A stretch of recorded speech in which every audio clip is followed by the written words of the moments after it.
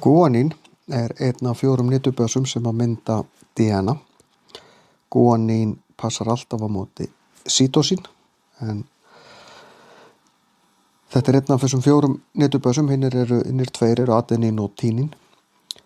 DNA er alltaf byggt upp, það er fosfótópur, svo sygra og svo niturbasi, svona myndar þetta þrennt myndar eitt kirni. En niturbasarnir er svona það sem að stýrir því hvernig DNA, hvað það segir til því að hverjir 3 niturbasar í röð tákna eða mynda það sem kallað er tákni, og hver tákni segir til hvaða amínósýra á að koma næst. Ástæðan fyrir því að guanín passar alltaf á móti cytosín er að það eru 3 tengi hérna á milli, þetta eru vetnistengi. Ef ég reyndi að tengja guanín saman við til dæmis adenín, þá eru bara 2 vetnistengi eða möguleikar á vetnistengjum þar. Þetta passar ekki saman, þannig að þetta virkar aldrei.